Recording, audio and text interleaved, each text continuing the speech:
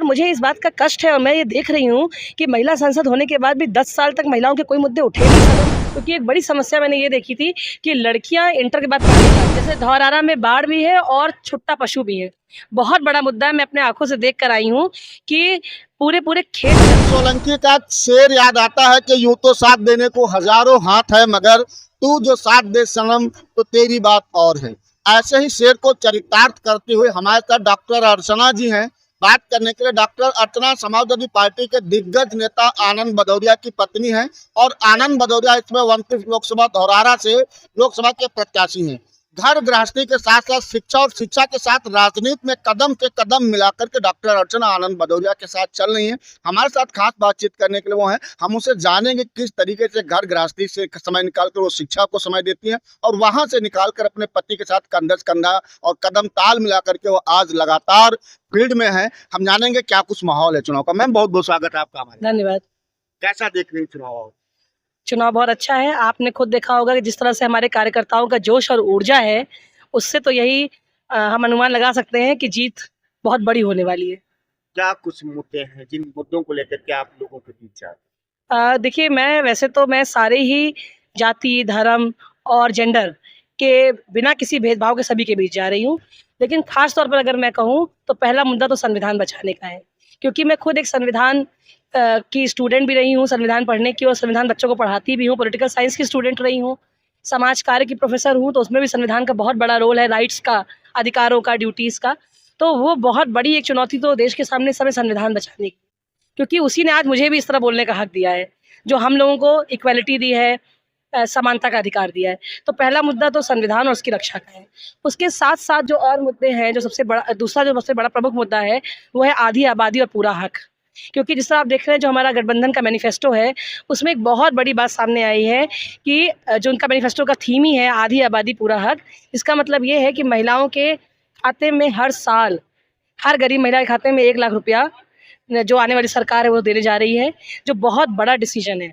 क्योंकि आप ये समझ सकते हैं कि जो एज़ अ महिला, एज़ अ माँ और एज़ अ वाइफ, मैं ये सच समझती हूँ कि महिलाओं के पास जब पैसा होता है तो वो बच्चे की शिक्षा में भी खर्च करती हैं, स्वास्थ्य में खर्चा करती हैं और मुसीबत के लिए उसको बचा कर भी रखती हैं।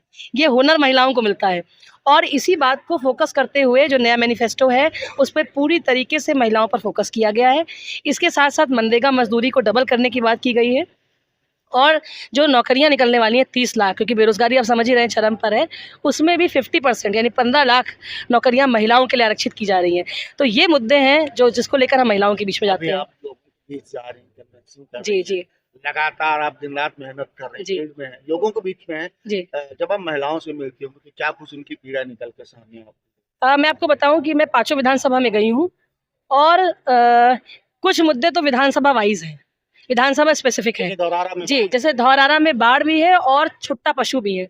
बहुत बड़ा मुद्दा है, मैं अपने आंखों से देख कर आई हूँ कि पूरे पूरे खेत चल लिए हैं। 8 बजे के बाद महिलाएं घर में अकेली हैं, क्योंकि पुरुष जा रहे हैं रखवाली करने, और अगर उनकी आंख जरा सी भी लग जा रही है तो पूरा पूरा खेत चल जा रहे हैं।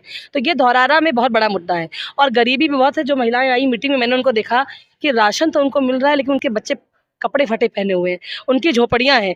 अभी अभी आंधी की मैंने खबर सुनी तो मुझे लगा उस आंधी में उन झोपड़ियों का क्या होगा, क्योंकि मैं वहाँ होकर आई थी। झोपड़ियाँ भी नहीं है, खच्चा जो भी छप्पर होते हैं उनके ऐसे हैं, और लगता है कि एक आंधी में ना उड़ जाएं। तो ये धौरहरा का मैंने देखा ये मुद्दा था। इसी प्रकार से जब मैं SC बेल्ट में जाती हूँ तो संविधान बचाना बहुत बड़ा मुद्दा है। और जब इधर मैं मोहम्मदी गई हूँ तो वहाँ पर मैंने देखा है कि जो महिलाएं हुई, शिक्षा का बड़ा प्रॉब्लम है।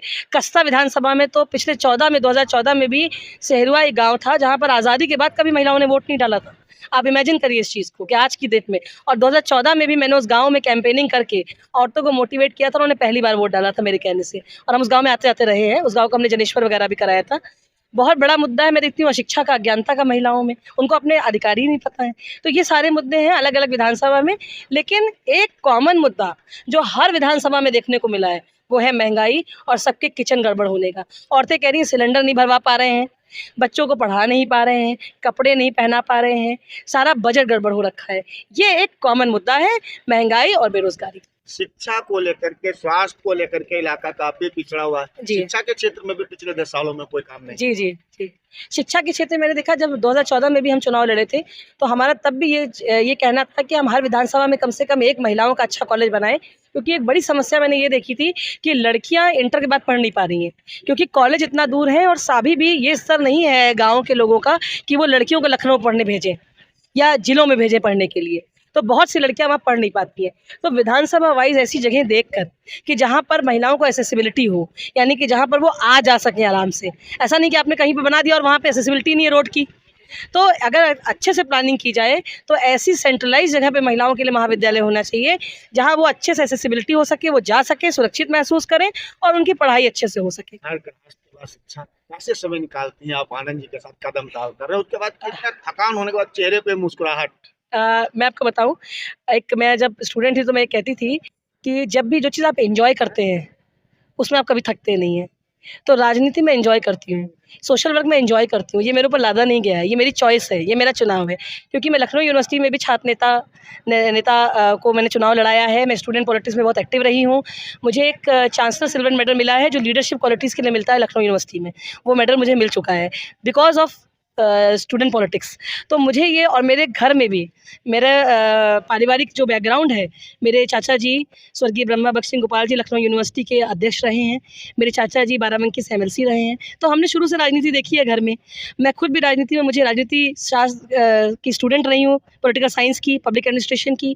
सोशल वर्क जैसा सब्जेक्ट वो आपको इतना सिखा देता है फील्ड पे, क्योंकि सोशल वर्क में हम क्या करते हैं, HIV एड्स पे पेशेंट्स पे काम करते हैं, सेक्स वर्कर्स पे काम करते हैं। मेरी PhD भी ग्रामीण महिलाओं की सैनिटेशन हाइजीन की प्रॉब्लम्स पर है। तो ये मेरा इंटरेस्ट है, पैशन है, ये मेरे ऊपर लादा नहीं गया है कि मैं चुनाव में मुस्कुरा रही हूँ वोट मांगने के लिए। ये मुझे बहुत पसंद है, इसीलिए मैं इस चीज़ को बहुत सेलिब्रेट करती हूँ, बहुत मुझे अच्छा लगता है। और मैं ये हमेशा चाहती हूँ, मैं जब मैं कार्यकर्ताओं के बीच में जाती हूँ तब भी ये बात कहती हूँ कि मैं 1 और 1 11 हैं। हम लोग 1 और 1 2 नहीं है। मैं और आनंद जी मिलकर 1 और 1 11 की टीम बनाते हैं, और ये टीम आपके लिए हमेशा तैयार रहेगी। आनंद जी जब संसद बन के आएंगे जी, तो उनकी जो प्लानिंग होगी संसदीय क्षेत्र जी, में, जी। आपकी कितनी सहभागिता रहेगी? मेरी सहभागिता रहेगी, क्योंकि मैंने अपने घर में डिसीजन मेकिंग में निर्णय, मैं आपको ये बात खोल के कहना चाहती हूँ कि चाहे जितना भी आप महिला को एम्पावर कर दीजिए, अगर निर्णय लेने में उसकी भागीदारी नहीं है तो वो सही रूप से सशक्त नहीं है। और हमारे घर का माहौल ऐसा ही है कि निर्णय हम साझा तरीके से लेते हैं। हर प्रकार के निर्णय में मेरी भागीदारी रहती है, चाहे वो चुनाव लड़ने का हो, चाहे जो है सदन में जब ये अपनी बात रखते थे तो मेरे कई ऐसे मुद्दे थे जो शिक्षा से संबंधित। निश्चित है कि आनंद जी जब सांसद बनेंगे तो महिलाओं के मुद्दे निश्चित तौर पे उठेंगे। और मुझे इस बात का कष्ट है, और मैं ये देख रही हूँ कि महिला सांसद होने के बाद भी 10 साल तक महिलाओं के कोई मुद्दे उठे नहीं सदन में। इसका मुझे बहुत अफसोस भी है। तो भले ही मैं वहाँ नहीं होंगी, लेकिन मेरी आवाज़ ज़रूर वहाँ होगी, ये वादा है मेरा आपसे। चलिए, आपको ढेर सारी शुभकामनाएं हैं। हमारे साथ बातचीत कर रही डॉक्टर अर्चना, उन्होंने बड़े सरल स्वभाव में हमारे तमाम सवालों का जवाब दिया है। ऐसी और खबरों के लिए आप बने रहिएगा हमारे साथ। कैमरा सहयोगी शिवार कुंवंशी के साथ यूपी खबर हिंदी के लिए मैं दीपक पंडित, लखीमपुर खीरी। अक्षय तृतीया के शुभ अवसर पर सौभाग्य ज्वेल्स गीतांजलि लेकर आया है आप सभी के लिए गोल्ड की बनवाई पर 25% तक की भारी छूट और डायमंड ज्वेलरी पर फ्लैट 28% तक की छूट। अक्षय तृतीया की बुकिंग कराने पर 5% की विशेष छूट। तो देर न करें, आज ही पधारें सौभाग्य ज्वेल्स गीतांजलि शोरूम, कचहरी रोड, सुनहरी मस्जिद के निकट, लखीमपुर खीरी।